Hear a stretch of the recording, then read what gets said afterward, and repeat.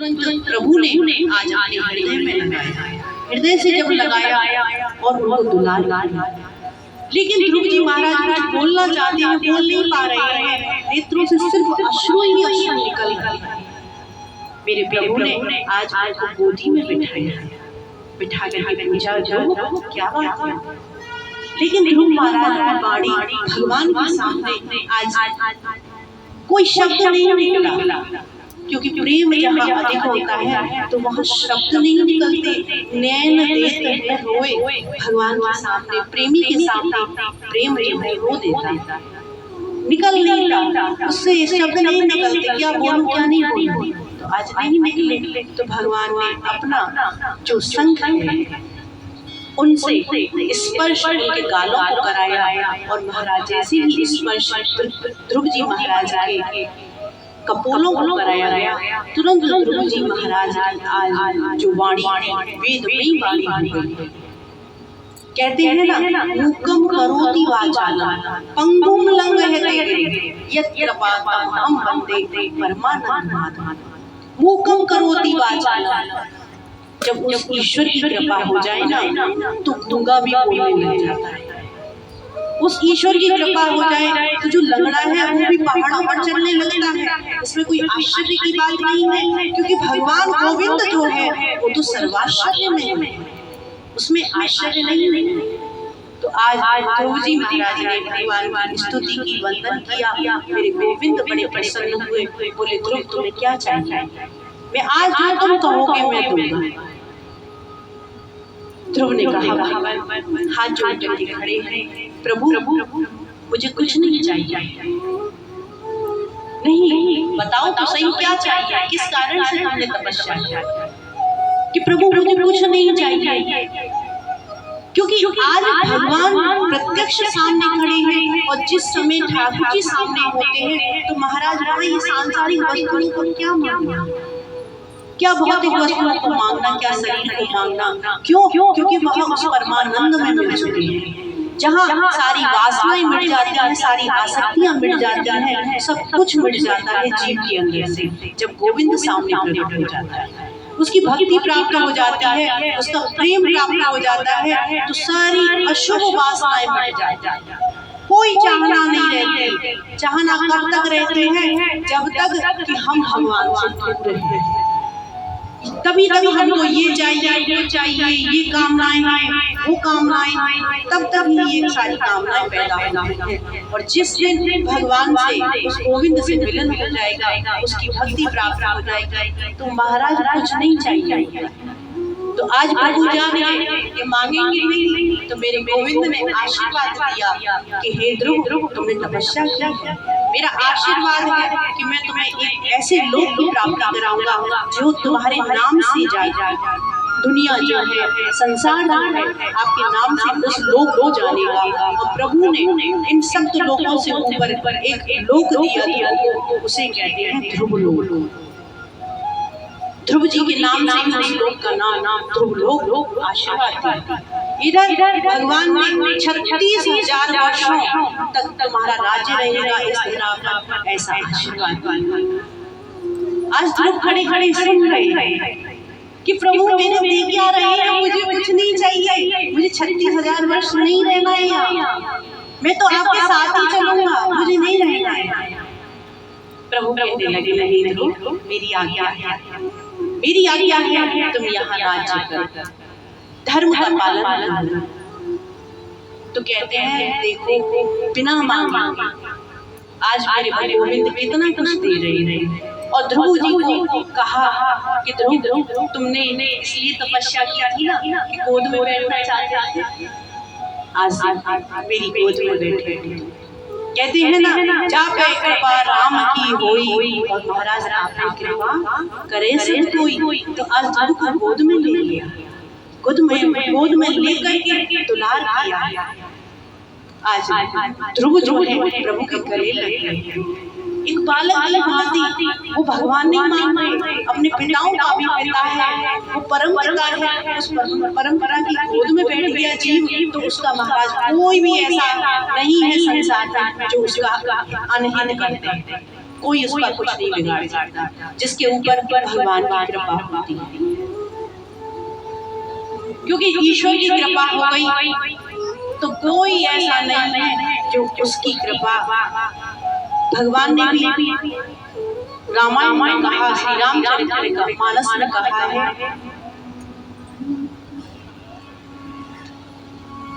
सुनो सुरेश रघुनाथ सुभाऊ, निज अपराध रिसाई न गाऊ, जो अपराध भगत सन करहि, राम रोष पावक वह जरई। मेरे भक्त का कोई अनिहित करता है तो मुझे क्रोध नहीं आता। भगवान के वचन है, सुनो सुरेश रघुनाथ स्वभाव, मेरा स्वभाव कैसा है, निज अपराध रिसाई न गाऊ। कोई मेरा अपराध करते ना, मेरी पूजा में, मेरी सेवा में कोई मुझसे अपशब्द भी बोल दे तो मैं उसके अपराध को क्षमा कर देती हूँ। जो अपराध भगत सन करहि, यदि मेरे भक्त के साथ किसी ने अपराध किया, किसी ने उसका गलत किया ना, राम रोष पावक वह जरई, वो मेरे रोष अर्थात क्रोध का भागी बनता है। जो भक्तों का अनहित करता है तो उसे प्रभु देख लेते हैं, तभी तो भक्त निश्चिंत रहते हैं, निश्चिंत होते हैं। हर जगह खा लेते हैं। बहुत से लोग बोलते हैं फलाना पीपल है, वहाँ मत खाना, वहाँ से ही मत जाना, वो मत करना। अरे वो तो हर जगह जाते हैं, कौन क्या बिगाड़ेगा। निश्चिंत हो जाते हैं, उनको कोई चिंता नहीं है, ना प्रेजेंट की रहती, ना पास्ट की रहती, ना फ्यूचर की, कहीं किसी की चिंता नहीं है। जो होगा देखा जाएगा। सिर पे सीताराम, फिक्र क्या करना। जब सर पे हमारे पे राम का हाथ है हमारे सिर पर, तो कौन हमारा क्या बिगाड़ सकता है। तो देखो जब ऐसी भावना बन जाएगी ना, तो आपका कोई दुश्मन नहीं होगा। जो दूसरा करता है करने, लेकिन आपका कोई अनिष्ट नहीं कर पाएगा। क्यों? क्योंकि आप तो अच्छे हैं। तो इस प्रकार ध्रुव जी महाराज को गोदी में लेकर के आज आशीर्वाद दिया, और प्रभु को जिसने गोद में ले लिया तो महाराज ने संसार क्यों नहीं उठाएगा, सब उसको गोद में उठाते हैं, सब उसका सम्मान करते हैं, सब उसे अपनी नजरों पर रखते हैं। तो आज आशीर्वाद देकर के ध्रुव जी महाराज जो है अपने नगर की ओर प्रस्थान किए। प्रभु ने अंतर्ध्यान हो जाते हैं। इधर जब नगर वासियों ने सुना, इधर महाराज उत्थानपाद ने सुना कि मेरा पुत्र वापस आ रहा है तपस्या करके। आज महाराज उत्थानपाद जो है उनके पिता जो है, उन्होंने जब सुना तो वो आज स्वयं स्वागत करने के लिए आए ध्रुव का। आज अपने प्रभु को गोदी में उठाने के लिए आए। जिन उत्थानपाद ने सुरुचि के कहने से उसे भगवा दिया, यही होती है कृपा। तो इस प्रकार आज उनका स्वागत है।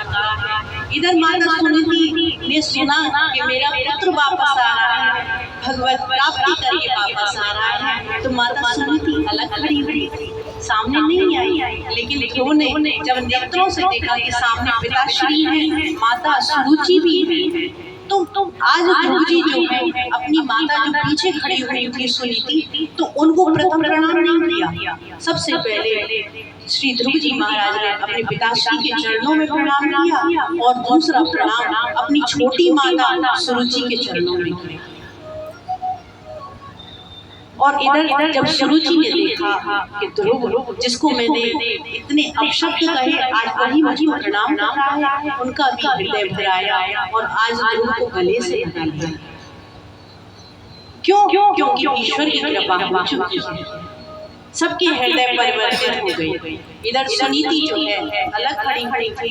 ध्रुव ने जैसे ही अपनी माता श्री को देखा, सुनीति को देखा, तुरंत ध्रुव जो है दौड़ अपनी माँ के चरणों में गिरे। इधर सुनीति ने उठा करके ध्रुव को गले से लगाया कि धन्य है मुझे ऐसा पुत्र प्राप्त हुआ कि जिसने भगवत प्राप्ति की।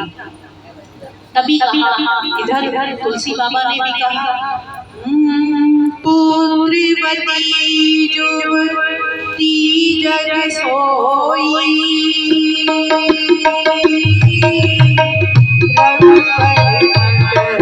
रघुपति सुत होई। सिया राम के सिया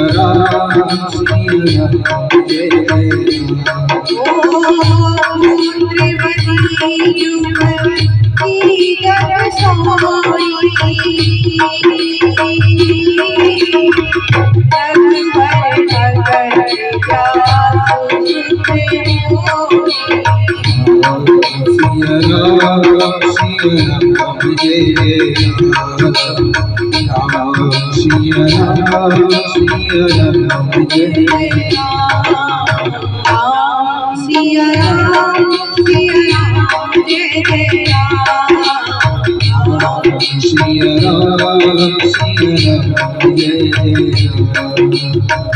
पुत्रवती जुवती जग सोई रघुवर भगत जास सुत।